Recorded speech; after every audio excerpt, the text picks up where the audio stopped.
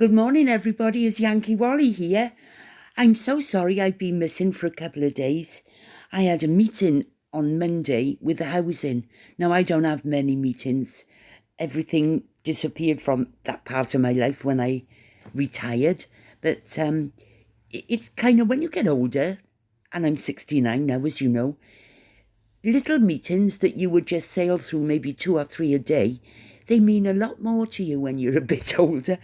And the you think about it a lot more, and you weigh it up a lot more, which is much better because you come out with much better answers when you've given it a bit of thought instead of acting on the spur of the moment. But anyway, everything's okay, sort of. Now, the Harry came back, H came back into UK, and his father got a flight down from Balmoral and met him, and they had a 55-minute meeting in Clarence House.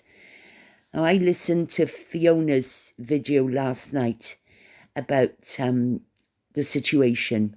That's the situation. And I've got to agree with her. And I never thought I'd say that, but I've always been a total royalist, a monarchist, everything. Loved the Queen. And I was thinking today, how many of the royal family would I say are worth keeping? And I'm thinking 5. There's 5 of them. There may be 6. There's Princess Anne, Prince William, Princess Catherine. Did I say Princess Anne? Yes, I did. Sophie, the Duchess of Edinburgh. And believe it or not, I quite like Camilla. I know that a lot of people, she annoys a lot of people, but when it comes to situations that we're currently in, she knows when to keep her mouth shut, and she stands up for causes that matter to me, like domestic violence, arthritis, and things like that. Now, with the king, we all know he's a softie. He's not as strong as we wish he was. I don't even know if the Queen was that strong really inside, but she gave that impression. Now, Charles met Harry, and how do you think that makes British people feel? I'll go as far as to say not very bloody good. I don't feel very good about it. I feel annoyed. I feel let down. I feel as though William wasn't happy about it. I've noticed now, well, since Meghan Markle came into the picture, so 2018, the royal family have become more of a soap opera. It never used to be like this. It was, we'd see them, we'd see the pictures in the paper, things were always worded so reverently, and, that's it. And then we were told we pay 60 pence a week for the royal family. Well, that's okay then, because they're not worth any more. Sort of a, just don't worry about them. They just paddle their own canoe. But since Meghan's come into the family, I've got to be honest, I've really felt sorry for the royals. Now, my pity is because I can imagine having someone like Meghan, say, marry my brother, for instance, and how upset I would be if she would come into the family and start dividing and ruling. Meghan has got a personality fault. There's something wrong with her. And I've come to the conclusion that she definitely is mentally unwell, because no matter what she does, she cannot tell the truth. And the worst part is that when she married Harry, that one day on the 18th of May 2018, that one 15-minute vow exchange in the St. James's Chapel in the Windsor Castle, those 15 minutes have created such a mess for everybody. A lot of people have gone off the royal family since Meghan came in. I've stuck by the royal family because I felt as though it could have happened to any one of us. We could have ended up with a Meghan in the family. Meghan has never, she's always looking for somebody to praise her.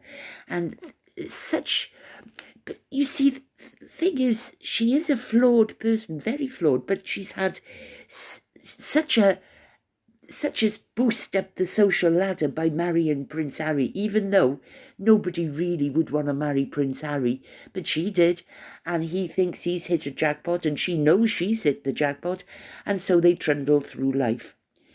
I don't believe she's already got a child 30 and she's a grandmother.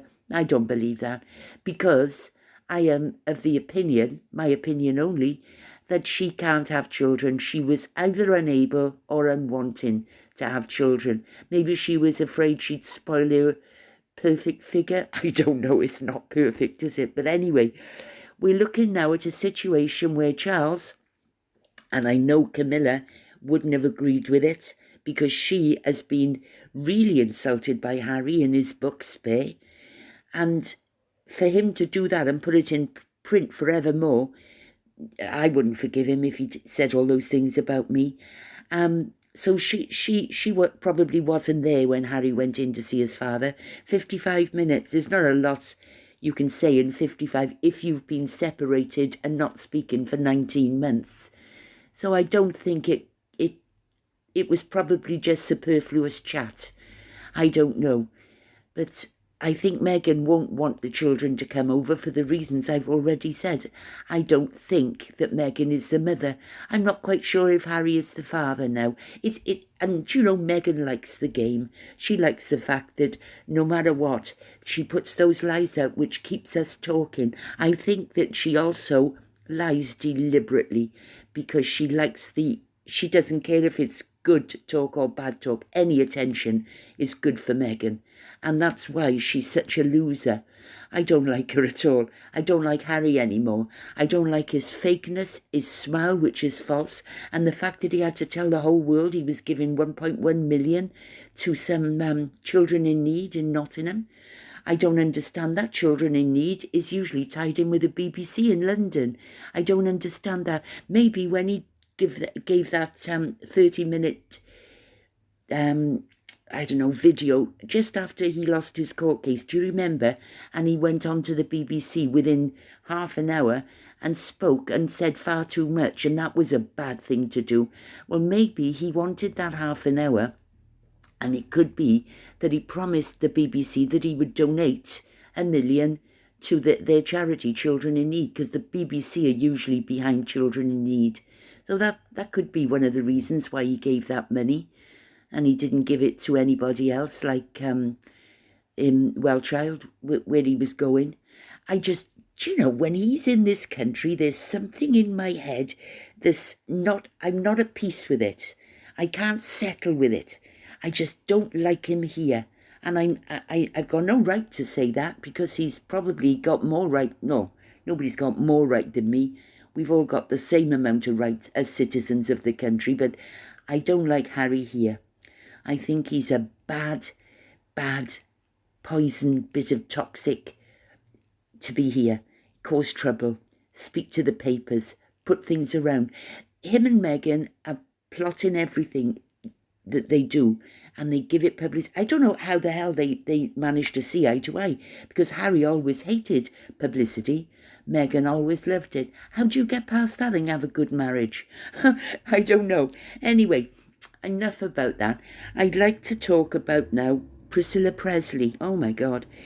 Now, I was never fussy on Priscilla Presley. I've got to be honest, and I don't know why, but I never really liked her. I don't know why. I'm just going to get to the part here. Well, hang on a sec. Let me just have a little cough.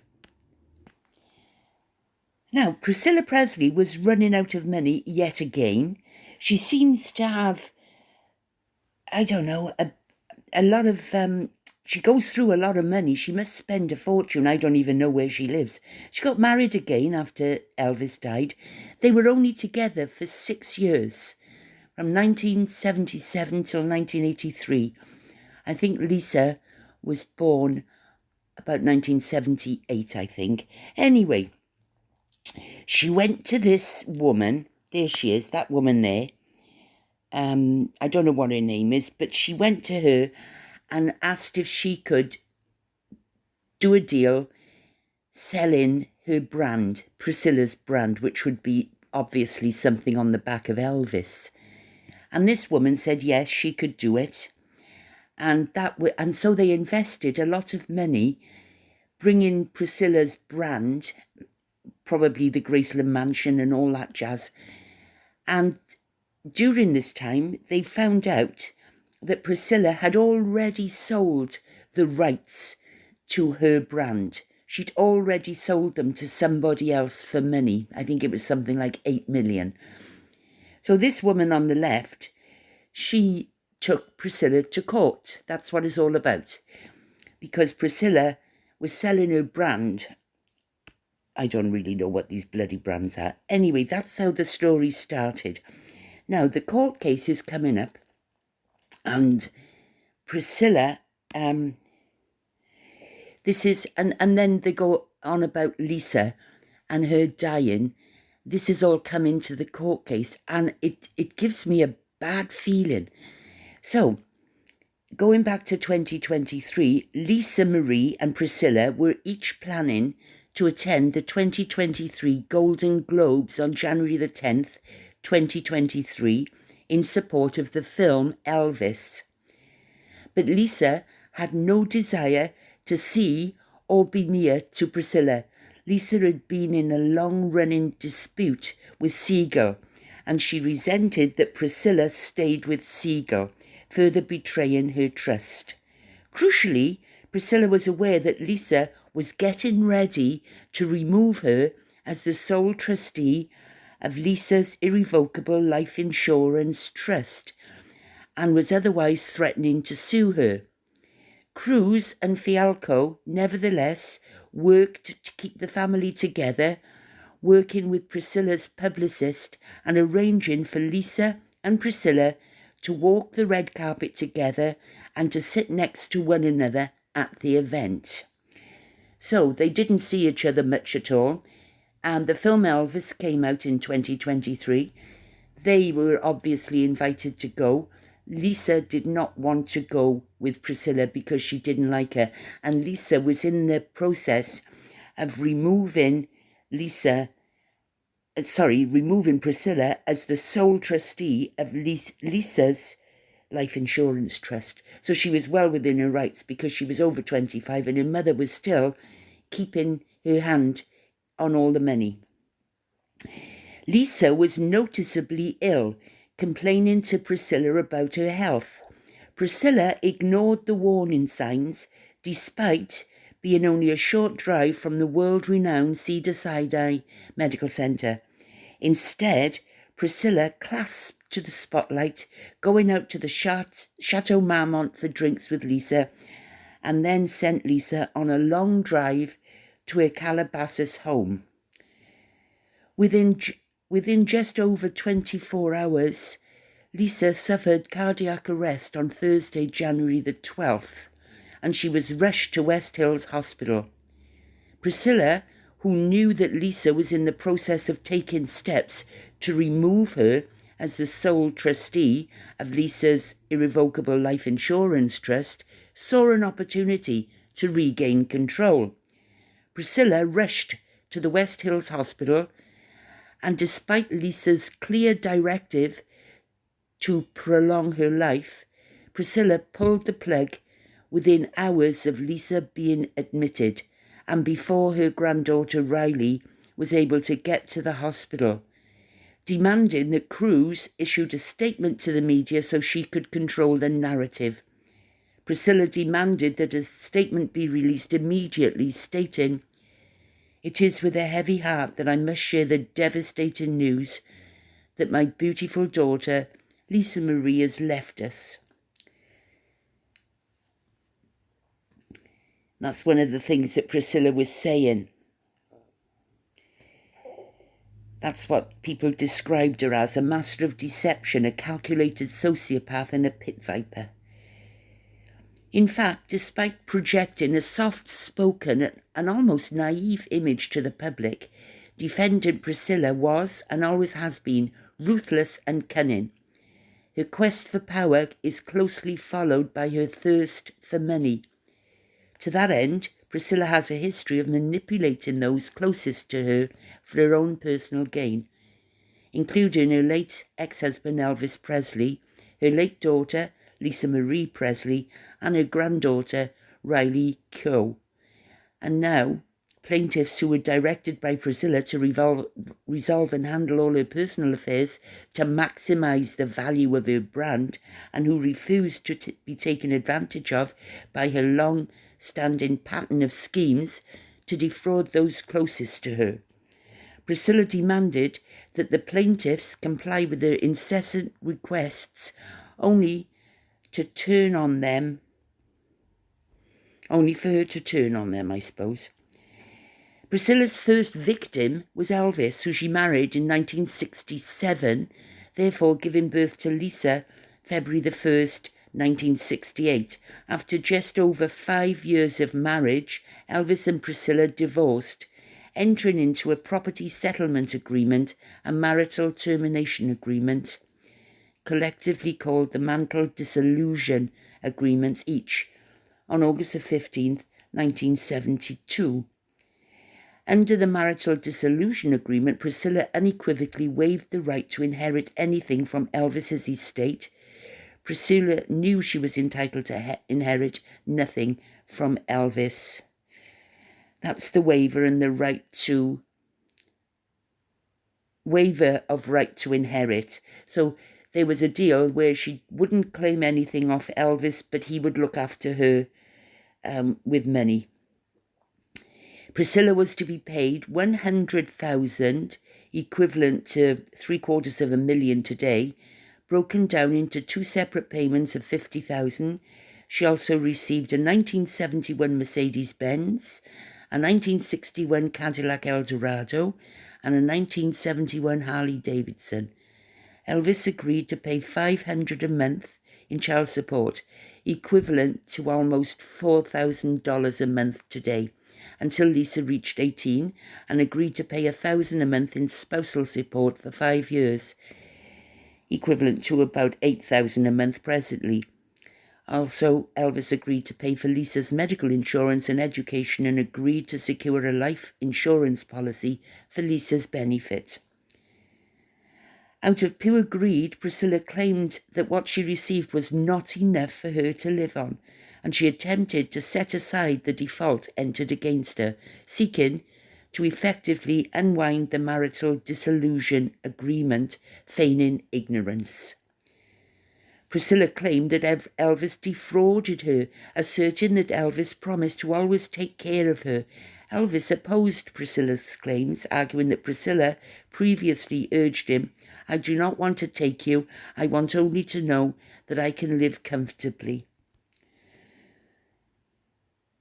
Elvis was forced to pay Priscilla $5.25 million in today's value, an additional $5 million broken down into installments of $6,000 a month, and he was forced to pay Priscilla 50% of the proceeds of his residence of 144 Monovale Drive in Los Angeles, and up to 1 year of spousal support, $4,200 a month, equal to about $30,558 per month presently.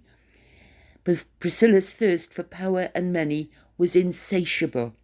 Despite enriching herself and extorting millions of dollars from Elvis, she then placed a lien on Graceland around April 1977 in the amount of $494,000, adding pressure to Elvis less than 4 months before he died, August the 16th, 1977, from a heart attack and drug complications.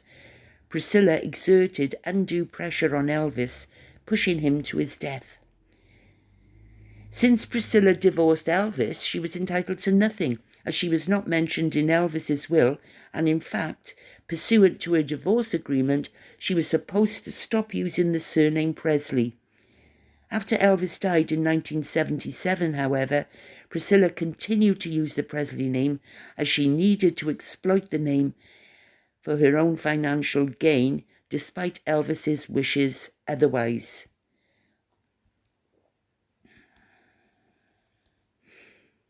She was quite pretty there, wasn't she? I thought she was anyway. But now, no. Oh, there's Harry there. Wait there. Well, that's it. That's it for that. That is going through court now. She's also had acting roles in, was it Falcon Crest or Dallas? She had a part on one of the Knots Landing, one of those things. And she was in Naked Gun, even the 2025 version with Liam Neeson and Pam Baywatch, you know. So where's her money going? I don't understand. She has, and then pulling the plug on Lisa and the hospital, that's all on record. And Lisa didn't want to have her turned off. She wanted to fight for her life. She told, that's in her requests. Lisa didn't feel right after she lost her son, which was, hold on, Ben Storm Presley Keogh. It's terrible. It was terrible when I heard that Lisa had died. I thought, that's really peculiar. She wasn't very old. And she came across to me as quite a shyish person, you know. She seemed to me to be quite a decent person. I don't know much about the Ben boy, but she lost him and she wasn't right after that. But sounds to me as though Priscilla Presley is a greedy, manipulating, well, money-mad woman. Anyway, going now to the court case between Meghan Markle and her half-sister Samantha. There was the Royal Grift, you know the Royal Grift, TRG, on YouTube. She did a video on it yesterday, which I listened to. And what it said was, her appeal fell apart in the court audio. I did record it for you, but I don't want to use TRG's video if I just kept that bit, because Samantha said that Christopher Boozy was very adept at trolling and running hate accounts. And they said then in the court, the other solicitor, Meghan's solicitor, said, Samantha has acknowledged that Mr. Boozy is a specialist in hunting down fraud and troll accounts, when she didn't mean it like that at all. She meant Boozy is the one that really does the hate and the trolling, you know. So that was the way they read into it. Anyway, I've since listened to the rest of it. This was a civil court, and the one where they got 3 judges. It's usually a layperson, a magistrate, and somebody from the law. They have them in UK.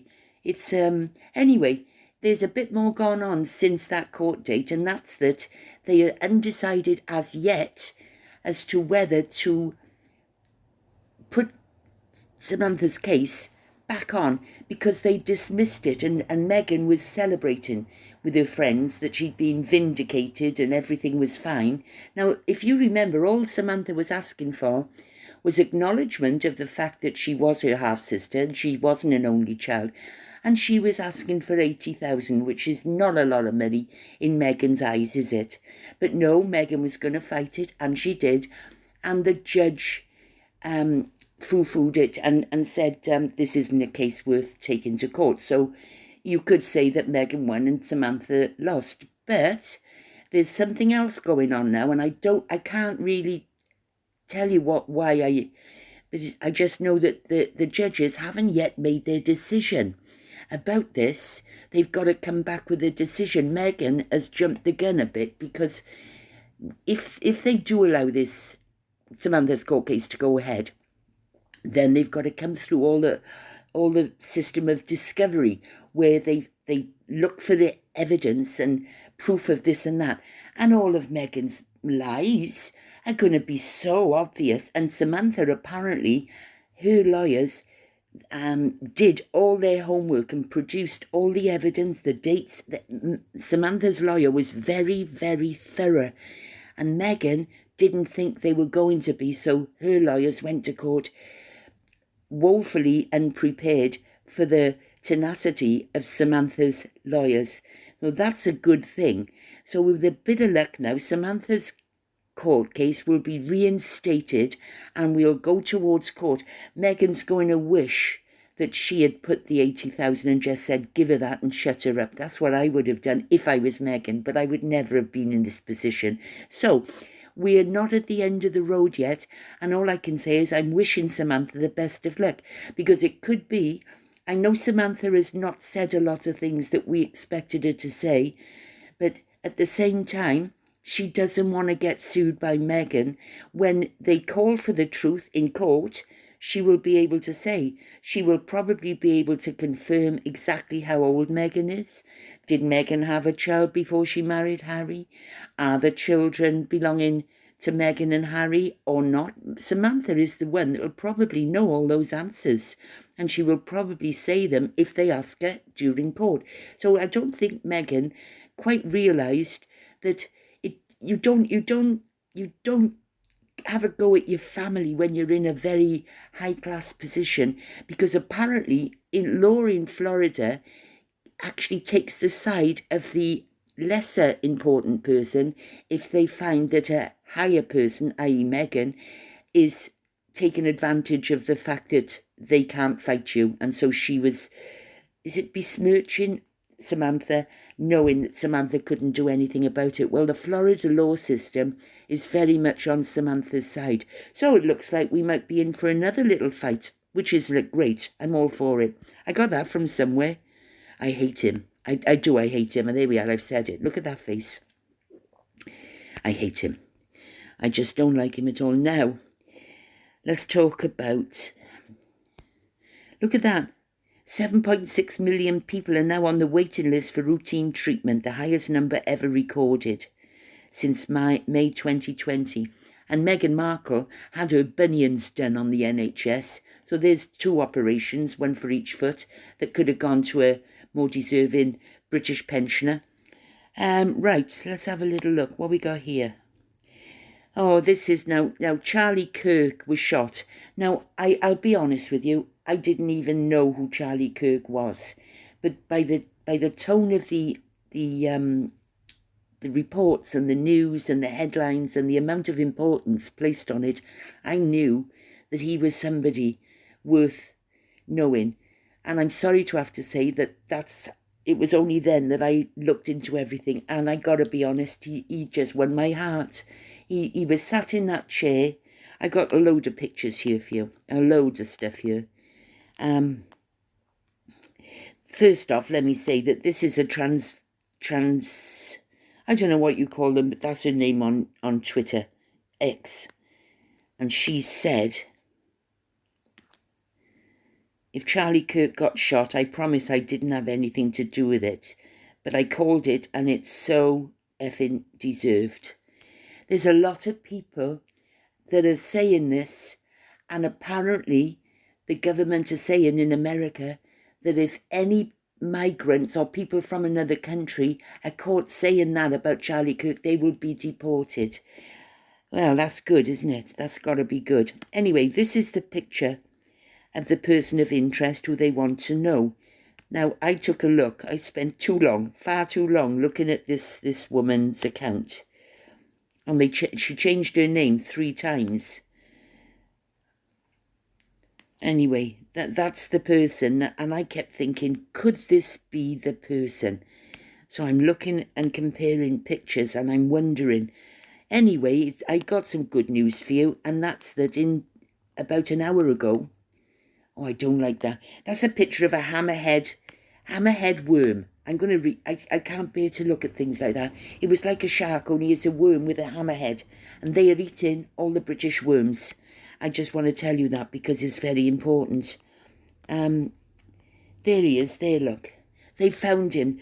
President Trump has said that they've got the name of the person.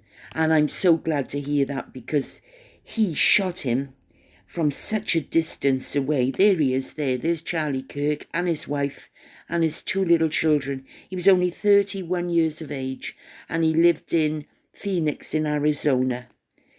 And they actually came and they took him away, back home I mean, from where he was talking at the university in Utah. They took him back to his home state in Air Force 2. This guy here, this big smiler, doesn't like Charlie Kirk. Charlie Kirk, the 31-year-old conservative activist, was fatally shot. It was only yesterday now. It was yesterday. So much, it went so quickly. They've offered 100,000 reward. They put those pictures out. But I will say in the latest news, and there's a picture there of J.D. Vance, as you can see. There's Charlie Kirk's coffin. This is like 16 hours after he was shot. So quick. The plane came straight away and they got him a lovely mahogany coffin by the look of it. And there they are then. And that's a lovely send-off. I know it's not really the right thing to say because no send-off for a man of 31. Utah Air National. Yeah, that's at Utah. And he's going home to Arizona. And there he'll be, I don't know, buried or cremated. I'm not quite sure. But I just thought it was very, very touching.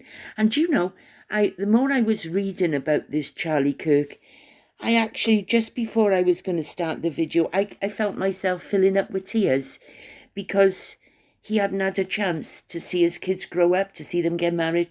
I know a lot of people say that and death happens every day. But if you saw this Charlie Kirk where he was sat under a little tent in the grounds of the university. And I suppose if you stop and you think about it, and then when there's some CCTV footage of the assassin going up onto the roof, and my God, it reminded me of the one with President Trump. In fact, very similar. Both gentlemen, Kirk and Trump, have got the same political views. And the sniper or the murderer or the assassin, they got up on the roof and they went running along and then they ran away afterwards. It makes you wonder if there's a pattern, like a fail-safe recipe for this is what you do if you're a Liberal Democrat, I suppose. I don't know. I can't imagine anybody who I like ever doing something like that, you know, from the political angle I'm talking about. No matter how somebody's different from me in their political viewpoints, that's no reason to kill somebody, far from it. In fact, I'd laugh and it wouldn't bother me in the slightest. Just, words can't hurt you. Anyway, there he is. And they know who he is now, and I'm pleased to say that. He was born in 1993. That's no age, is it? He ran a place called Turning Point USA that he started when he was 18 out of his parents' garage. So he's one of those people that was always meant to be fighting for the right cause, you know. He was all for freedom of speech, liberty, all the American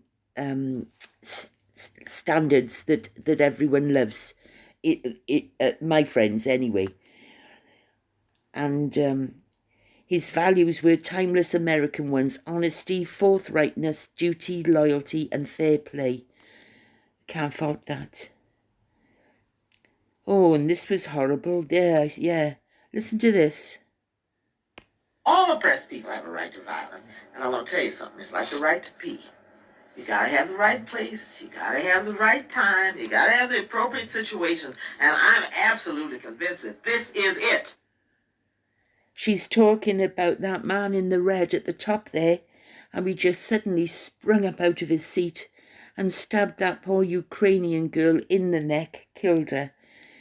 And she says, this woman says, there's a time and a place for everything. You've got to have the right time to pee.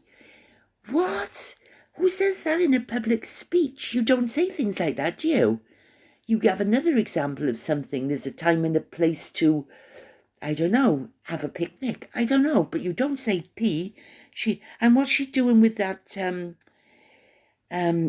Muslim headdress on? What a stupid... Have a right to violence. All oppressed people have a right to violence. And I'm going to tell you something. It's like the right to pee. You gotta have the right place, you gotta have the right time, you gotta have the appropriate situation, and I'm absolutely convinced that this is it. Yeah. Hard to say. And this man here, what's his name now? Van Jones, 68. He says that all white people have a virus in their brain. There he is there. It's such a sad situation. He didn't like Charlie Kirk either. That's it. I think I've seen all of this now. And then they found, I've just taken these off of a video. If you look at that, that's the roof. Of the grey asphalt stuff is the roof. And there's something there, something white like a cigarette packet. And then there's all this lying down marks. That's where he was lying. Left forearm prints in the gravel. He only fired off one shot. There we are, there's the evidence markers. There we are there, look. That was the weapon that they found in the woods after he'd run down and run off. They're still testing that to see if it was the weapon. There again, there's some more. You can see his finger marks there. And they're getting fingerprints off. Oh, they're going to try their damnedest. A young man, a person of interest. Reward of 100,000. Oh, and investigators reportedly found 4 cartridges, that's bullets, I think, engraved with transgender and anti-fascist messages inside the rifle. So the rifle that they found in the woods, there was some... that was like that boy did when... what was his name now? That Italian one. When he shot that CEO of a health company, his bullets had messages on them. There he is there in his tent.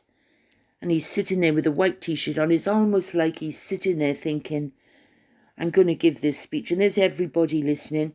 And this shooter, who was, I don't know, 50 meters back, hit him right in his right hand side, his neck. And they said that even though his hand went up to his neck, that's just, I heard this off one of the programs from a policeman. When his hand went up to his neck, that wasn't because he was shot there. That was a reaction that he was probably dead before he hit the floor, which is the only thing you can be grateful for, isn't it? If you're going to die, make it quick. That's what I always think. I would hate to be, I don't know, dragged behind a car or something still alive. I'd hate that. So, but he was sat there and he thought he was safe and he was giving a speech. It doesn't bear thinking about. There we are, look. The sniper was up on the top of one of the roofs back there. There were so many people there. I think he was on the roof that we're looking straight at there, the white building. And I think bottom left-hand corner and back a bit was where Charlie Kirk was. He carried a black backpack as he went up and down the stairs. So he might have had the gun in the backpack and assembled it. There he is again. Here's a funny odd t-shirt. There's an American flag, and I think that's a gun in front of it. There's his backpack. There we are. Investigators say they have identified the name of a person of interest. Well, that's wonderful news. That is wonderful news. And the Air Force 2 has gone back to Phoenix. That's it. So that's everything that's happened so far, except for that that Iranian girl.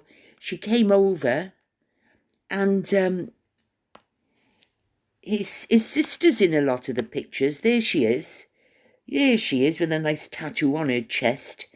But she said to her brother, who's now in prison, he's the one who stabbed the Ukrainian girl. She asked her brother, she said, she's from the Ukraine, she's from Russia. And they had a war going on against the United States. So I'm just trying to understand why her.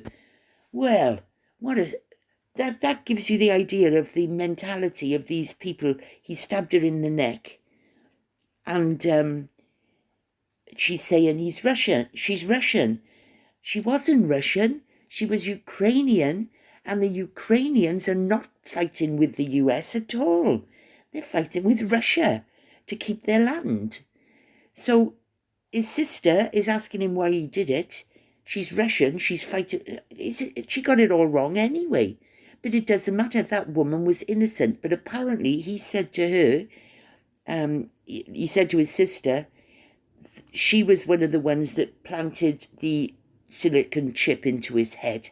He knew as soon as she got on the train that she was the one that had planted the I was going downtown to the hospital.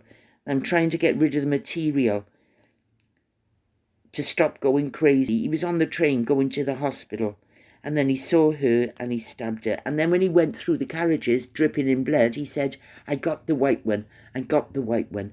So he knew exactly what he was doing. There he is there. And that's him up above there. You see, he was sat behind her. He was nearest to the window. She was on the outside. She was looking at her phone. She didn't have a clue. She did not have a clue. I think when she's looking at him then, it's after he'd stabbed her and she died. A random act of violence. He just stood up in his seat, opened a little penknife, a small knife, and then just stabbed her. There she is there. She's a very pretty girl. That's where she worked. There she is there. God love her. That's her casket. She liked mushrooms. That's where she lived. She'd only been here since 2022. There she is there, you see. I think she thought, yeah, he's gone and she's been stabbed, but she's not going to live. And none of these interfered. None of them helped her. And apparently the judge, whose name was Teresa Stokes, repeatedly sent to Pinnacle Mental Illness Recovery Centre. She released him 14 times. She had released him 14 times. That's all the 14 pictures of his arrest mugshots there. There's Teresa Stokes. She's on X. There she is there, with her boyfriend and her cousins. There she is there. Terrible situation. Just a stranger, just getting on a train, you sit in your seat, and then suddenly it's by your choice of seat, I suppose. If you didn't sit there, she would have been probably alive. Would somebody else have died? I don't know. It's always one too many, isn't it? Anyway, we're getting overrun. The next Japanese knotweed. Do you know about Japanese knotweed? Oh, it's a nightmare. I used to call Megan Japanese knotweed. It's an invasive plant. It'll take over. It'll grow from 1 centimetre piece of root. 1 centimetre. That's like half an inch. You can just... I've actually got that plant out from... It was growing under my house. And I can remember I had to take every single bit. I just couldn't get it out. But anyway, I sold the house afterwards. But Japanese knotweed is very, very invasive. But apparently now we've got another 4 invasive weeds and that hammerhead worm I just had to delete because I really can't look at things like that. I don't like worms. I don't. But I wouldn't kill one. In fact, I had some worms in the garden at A1, the parlour. And as I was digging, because I used to look after that garden beautifully, and when I was digging the worms up, they were all red. What's it now? They had a kind of like they had a hernia halfway down, and it was bright red. And I felt so sorry for these little worms. They weren't hammerheads. That scared me a bit, that did. But these were just ordinary worms. So every night, or not every night, every time I did the garden, I'd get a bucket full of soil rich in worms because I knew these worms were dying and I knew I had to sort them out and I knew what was happening. The guy in the dry cleaners next door, he used to pour out his old percothalide, it was called. It was the dry cleaning fluid. And he used to just pour it because he didn't have a garden. He'd cemented all his over.